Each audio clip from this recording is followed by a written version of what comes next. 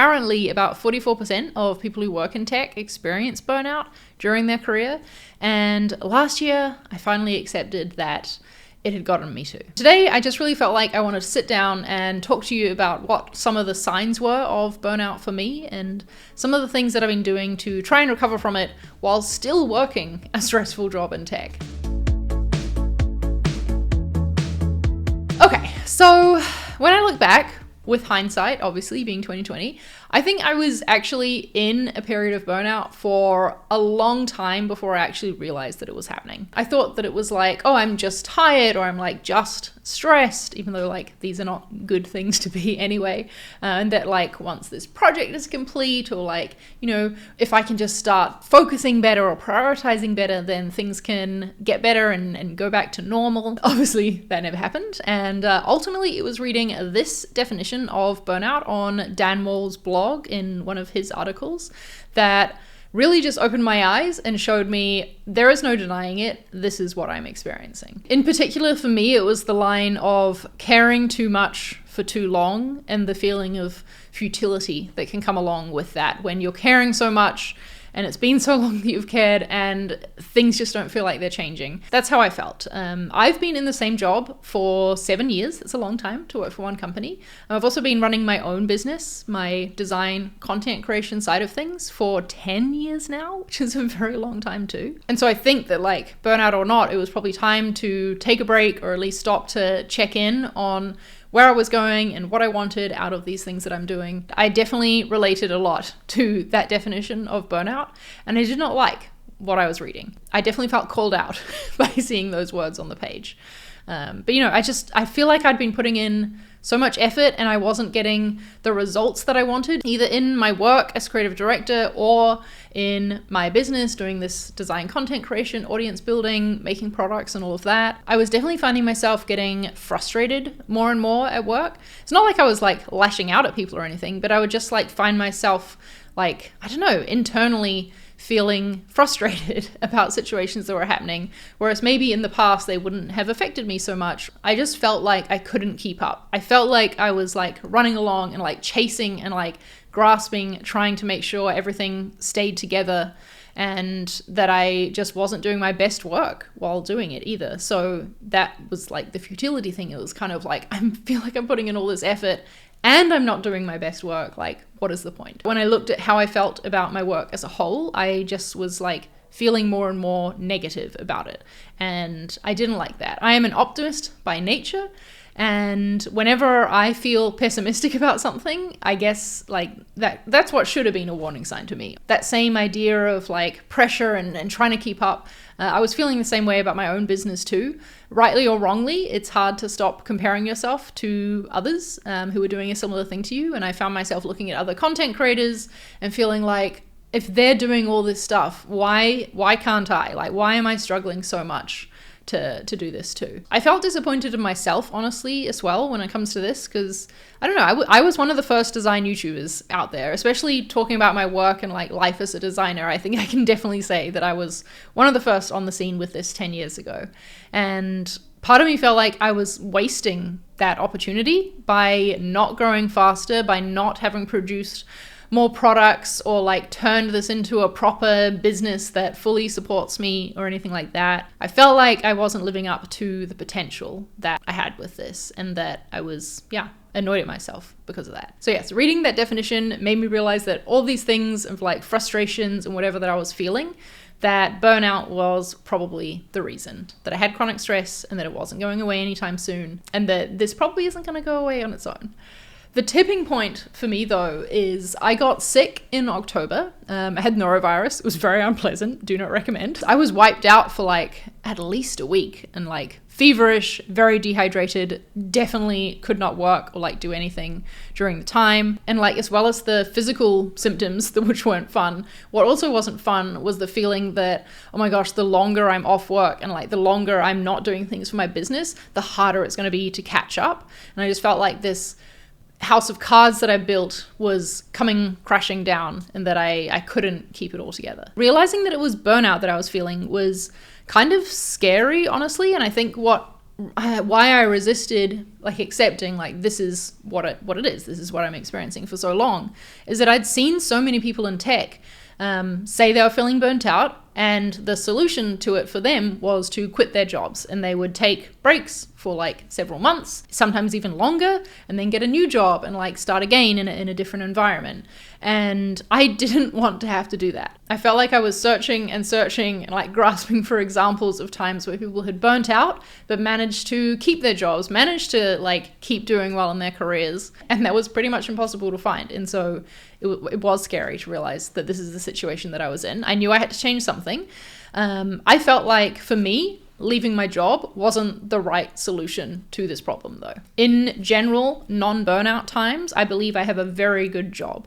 I think that I'm very lucky to be in the position that I'm in and to be able to work for a US company while living in Europe, and to be able to work for a company that honestly, I do believe cares a lot about its team as well. I just felt like it was the wrong move for my career, financially as well, to leave my job, and that despite the stress of the job and the responsibilities that I have, overall it is a very good job. I wanted to try like approaching it differently and trying to better manage the stress rather than just flat out leaving altogether.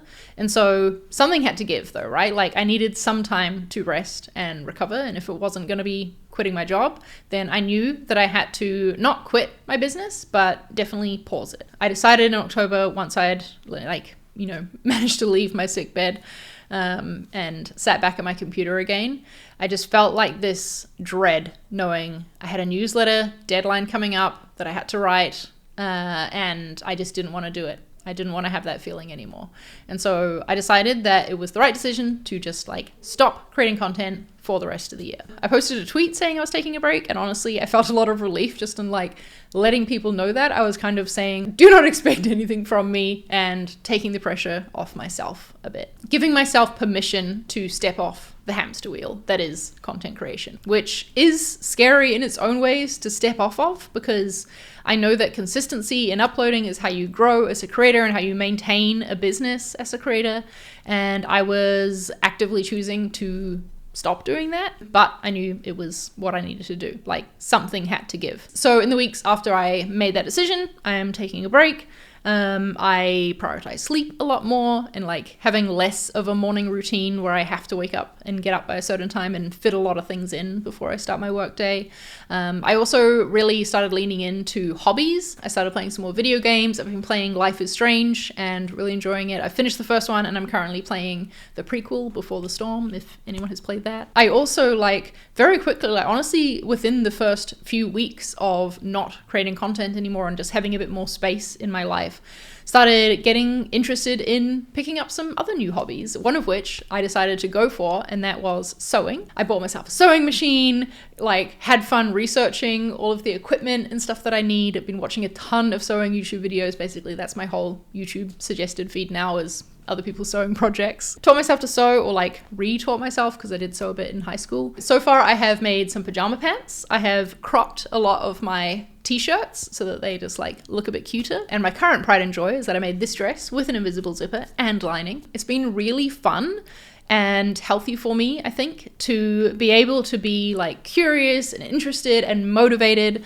by something that isn't work or business related. And I need to be very strict with myself about keeping sewing a hobby.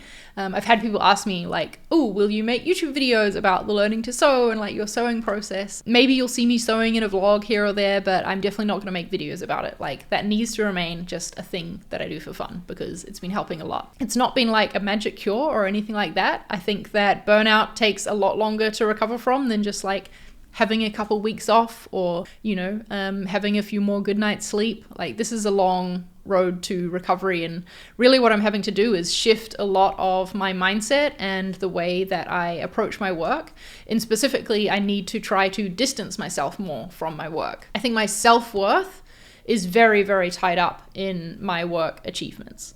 and that is not healthy. I am trying to set better boundaries with work and have more open, honest conversations with my boss about what I need to be successful, including like needing more resources or more reasonable timelines for things. And I think I realized in this and through like how well those conversations have gone is that I was putting a lot of the stress on myself, is that I felt so invested in our business and felt like I just wanted to do the best job possible, even if it meant coming at the expense of my own health. That wasn't like consciously the choice that I made, obviously, but that's how I was operating, is that anything that we needed as a business, I was going to make it happen. That is just not sustainable. And so I have been trying to be more selective in how I show up at work and like the projects that I dive in and care about and invest my efforts into. I want to make sure they're the things that the business needs from me most, and that if I'm doing that, I can communicate about the things that I'm actively not doing in service of focusing on those highest impact things, if that makes sense. I'm definitely now in January feeling a lot better about work than I did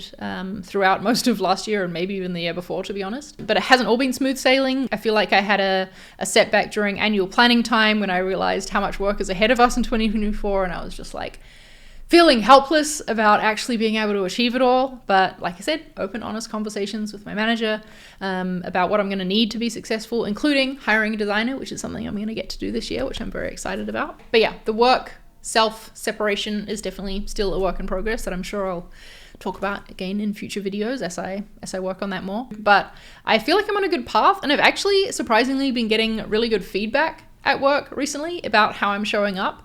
I think it's become evident to my boss and like, you know, the leadership team around me that I'm feeling more optimistic again. I've been having people tell me they appreciate how like much positivity I'm bringing to our team calls, which is really nice to hear. And I feel like I'm like getting my old self back again a little bit in that way. And that's actually been really encouraging to get positive feedback, even though I am actively trying to be more selective about the effort that I invest into my work, that the efforts and the things that I'm choosing to invest in are clearly paying off as the most important things, because my boss thinks I'm doing a good job at the moment. It will take a long time to like fully change my mindset on this, I know, but it's a work in progress. We're all a work in progress. Now, obviously, I am here showing up on YouTube again for you after just ghosting you for several months. And I have been thinking about how I need to approach my own business, my content creation this year to make it sustainable for me. That is what I'm going to be aiming for. I want to aim for it to feel sustainable, because the truth is that creating these videos for me is optional, right? Like this is a choice that I am making. And I started it because it was a hobby and it was something fun, and I want it to feel more like a hobby again. I do still want to continue to earn an income from my business, because I do find that quite fun to try out new income streams and to like learn what works, what doesn't in the process of making money. But I'm going to have to take the pressure off myself to keep earning more and more each year. Already, this break that I took for the past few months, I would say that it has cost me like at least $8,000 in lost sponsorship revenue or services revenue. And we're going to see that show up in my income report when that gets published later on this year. And I have to be okay with that. I have to be okay with that choice. I'm very privileged that my job does cover the bills, more than cover the bills. So I can afford to lose out on that income, and I should choose to not pursue that kind of income if it's going to come at the cost of me enjoying what I'm doing or my like stress levels. I also need to do a better job of not comparing myself to creators who do it full time, or perhaps just like are not in burnout and have different energy levels to me when it comes to creating content and running their business. This year, you can probably expect to see only like one video, one newsletter a month from me. I do want to run another season of Inside Marketing Design. It'll be a shorter season though, but I really enjoy the excuse to get on calls with peers in the industry and record those episodes. They're extremely valuable for me in my career, and I hope they are for you too. So I want to keep making them. I want to keep making videos, keep writing newsletters. I'm just going to do less of it so that I can like fully enjoy and appreciate each one that I put out, instead of feeling like, you know, I'm on that hamster wheel, treadmill, whatever you want to call it. It's so interesting how even the smallest things and the things that you think should be really easy when you're burnt out just feel so overwhelming and so hard. Like I had an episode of Inside Marketing Design ready to go, the linear episode, which is one of my favorite episodes that I've ever recorded. And all I had to do was like press publish, essentially. I just had to upload the episode to the podcast platform, copy in the description. Didn't even have to write it. It was already written. And I put it off for weeks and weeks and weeks because I just couldn't face doing it. I'm glad I did that. I'm glad I got it out there. Go watch the episode if you didn't see it already, because I didn't do much promotion of it, to be honest. But I know now that that'll be a sign that I look for in the future as well. Like, if I find myself dreading or like feeling overwhelmed at the thought of sitting down to write a newsletter or to record a video, whatever it is that I need to do, then I'm going to honor my own health by like not doing that thing. So you will still see me this year, just perhaps don't expect to see me every week. I'm glad now to be sitting here in January and, you know, have felt today like excited to film this video and to talk to you all through the camera and fill you in on this, you know, period of life and career that I've been going through. I am actually, like, separately, burnout aside, going through some pretty cool career growth at the moment. We've got some big projects coming up this year that I am excited about. We're evolving our brand, and it's like a brand new way of approaching it for me, and I'm learning a lot. I know it's going to be like one of those things that I look back on in my career and I'm like, whoa, I did that. And so I'm definitely excited to bring you along on the journey of that and share what I'm learning along the way. That's probably what you can expect in videos on my channel this year, is a lot of here's what I'm learning and doing in my work, less so on the tutorials or like more general design advice kind of thing. I think that if I can hold myself to making things more sustainable and to continue with my hobbies and all of that, then it's going to be a really good year for me. And I hope the 2024 is off to a good start for you as well.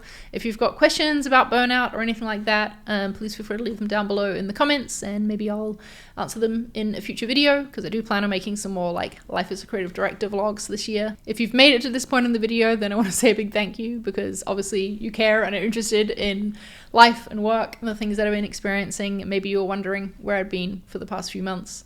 So thank you for sticking with me, for your patience with me, and I guess I will see you again soon, but not too soon. Bye.